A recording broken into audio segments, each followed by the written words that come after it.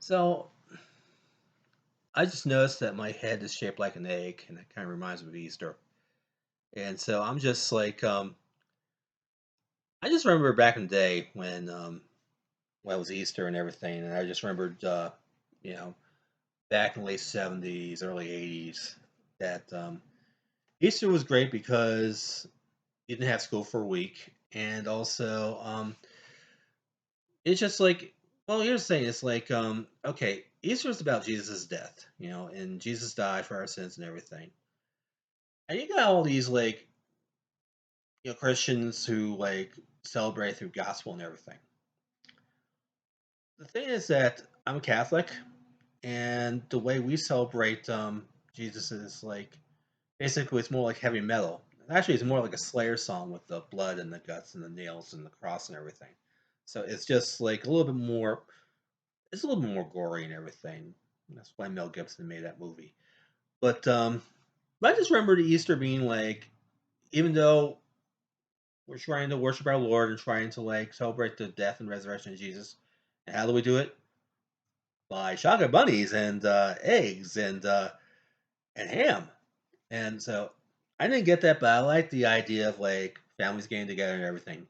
And you can tell when Easter is coming because especially around Good Friday, and that's another thing. It's like what's so good about because you can't eat meat. That's another thing. So it's like basically seafood salad and the Stations of the Cross. But that's when your grandma and grandpa, your uncle and aunt used to go in, and you see every driveway in your neighborhood with Buicks. Occasionally, if you have some Italians, it might be some Cadillacs, but it was always the same. And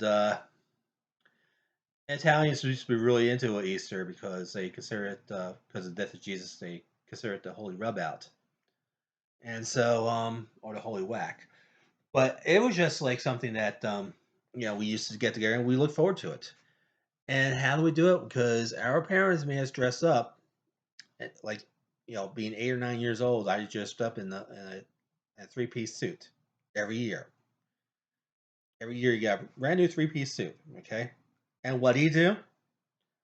You run in with your friends and get play in the dirt and the mud in your three-piece suit. Yeah, and so it was just like so that was a waste. And also you had like your Easter candy. You had your I could never get marshmallow peeps. And I'll tell you why.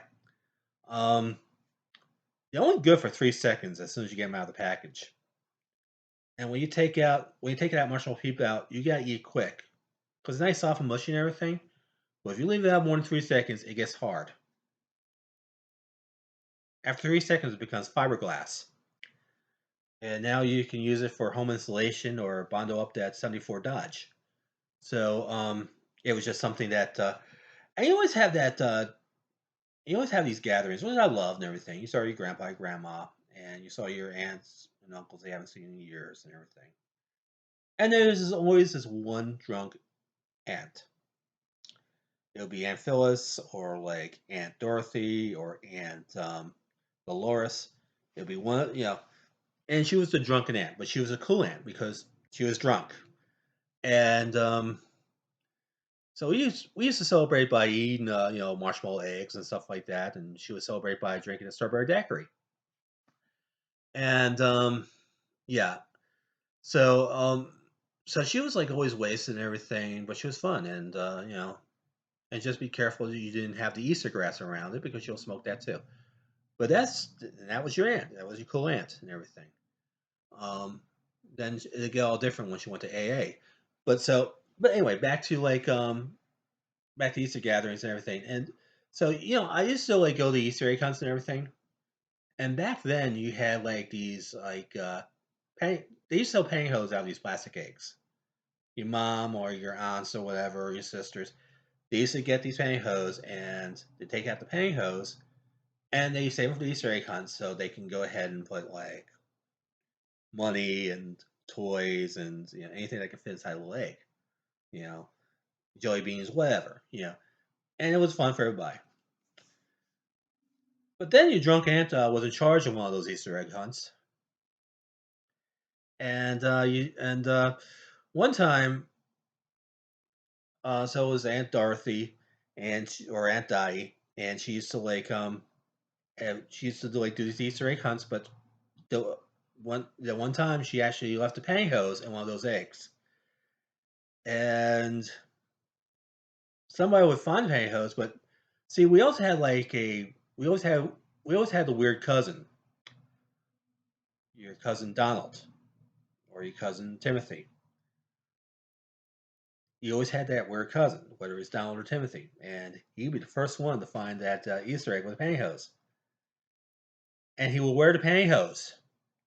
And now he does a cabaret um, downtown somewhere. So it's so you have that going on. Um, but I also remember you know you had the ham and you had the potato salad and everything, and like you had all the ladies of the house that would watch the Ten Commandments because Aunt Dorothy loved the Ten Commandments and loved Charlton Heston because he was half naked in most of the movies. Actually, he was half naked in most of the movies that he was in, but particularly the Ten Commandments for some reason. He's just wearing a little toga and a little skirt, whatever. And and so she would get her daiquiris and everything. And also, if you notice, she always takes the black jelly beans. Now, when I was a kid, I hated black jelly beans, but for some reason, Aunt Dolores or Aunt Dorothy used to take the jelly beans. And by the way, I have to use my different names because I have to uh, I have to use different names to protect the inebriated. So anyway, so the drunk aunt takes like the black jelly beans because you discover later that the black jelly beans taste like Jägermeister. So so there she is with the black jelly beans and the daiquiris and everything, and then you see like and I saw like the Ten Commandments, and every time I see like the Ten Commandments, I always wonder when is Charlton Heston going to do this? Get your stinking paws off of me, you damn dirty pharaoh! So yeah, so on one side of the house you had all the women in the house and they watched the Ten Commandments.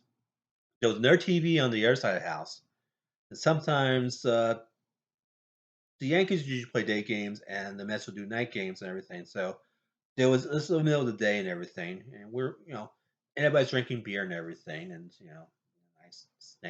I snuck a few sips, so so now the jelly beans taste a little funky, but the chocolate tastes much better when you're drunk. But anyway, so I was on sugar high and I was drunk, so really interesting moment and a dirty suit. So anyway, so I'm just like sitting there, and they had wrestling on, and that's another thing. Most houses back in the day they used to watch wrestling in between ball games, whatever. And so here I am, and wrestling was much different back then. Wrestling was like this: you had like, see, I'm used to like Hulk Hogan and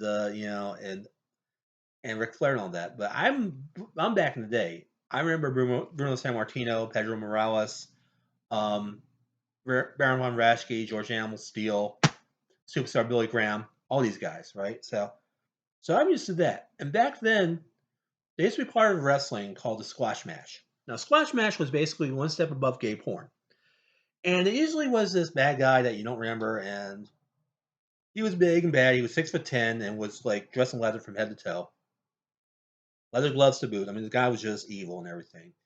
And then you had the new guy who was like about 5'10", maybe about 200 pounds, if so. He had a good physique on him, and he had these speedos with one butt cheek hanging out.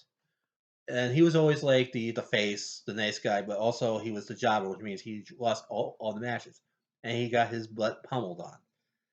And he had these two guys.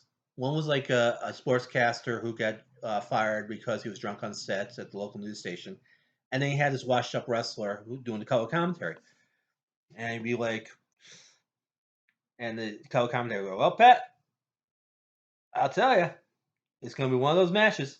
Well, that's right, Phil. We're going to have like a big one, and we're going to have this match featuring the Masked Mongoloid. Oh yeah, the Masked Mongoloid. Actually, I tag team with him one time, and then we split up, and he tag team with Oh, what was his name? Oh yeah, Rocky Coca-Cola. Yeah, well here he is with a new match and everything, and the ring announcer would come in, and you have the overhead mic, and he's going, in this corner, weight unknown, IQ unknown, and from unknown, the masked Mongoloid, and everybody would boo him, boo, boo, and he was just like, ah. And he always have this like, they always have this manager, and usually it's like, they have managers' names like the Wizard, the Captain. In this case, it was like the Baron of Bayonne, New Jersey. And here he is, the Masked Mongoloid with the Baron of Bayonne, New Jersey. So there he is, and of course the manager's like running around, interfering and everything. And then you get the wimpy wrestler, the guy that you know is going to lose, Mister Butchie Kano Speedo. And the other corner, ladies and gentlemen, from Wembley, Massachusetts, Willie Wimpington. And he would go and raise his hand, going, "Yay!" And so, and basically, the Masked Mongoloid would beat the crap out of Willie Wimpington. And then you hear the guys going, "Oh, looks like he has a heart for Willie." Oh yeah, I don't know. Well, Willie's supposed to be this up and comer. He looks really good. I tell you, he could teach a few things. And then Willie Wimpton try to fight back, and he would do one of these. Ah, ah, ah, ah. Oh, he's trying his best, Pat, but I don't know. Looks like Mass Mongoloid got a hold of him. And then at the end of the match, it was a finishing hold. It'd be like the figure four leg lock or anything or something like that, but it was a special hold for the Mass Mongoloid. Uh-oh. I've seen this before. Pat. What he's going to do, Bill? Well, I think he's going to go for the his finishing move, the anal intruder. Oh no, not the anal intruder. Oh, I knew a wrestler that gave him that, and I'll tell you, Pat, he couldn't walk for a week after the anal intruder. Well, yeah, here he is, and there he is with his fingers. Uh-oh. And all of a sudden, Wimpington like submits and everything, and he's out and everything, and the Masked Mongoloid, and he's probably more, but he just like to punch people. I tell you, punch them real good. I mean, here is this young kid from Massachusetts, and he looks good, but I'll tell you, he's gonna get beaten, and then they have to like call for a stretcher to carry the wimp out of the arena, and you see the color commentary going, yeah, that's a shame. This young wrestler, all spread out with his legs apart and everything, and those trunks, Pat. And I'll tell you, it's a shame for the young boy with all laying down like that, all hurt and everything, and his young, fresh body all bruised up. I don't know if he's going to return, Phil. Yeah, Pat. If anything, I don't even think that the Masked Mongoloid is going to call him the day after. And there you go. So that's my long Easter thing and everything. Like, subscribe, complain, whatever you feel like doing. I'm going to be doing this tonight. Hopefully, I'll be doing a shorter version than this. But tell me what you think. Talk to you later. Sayonara.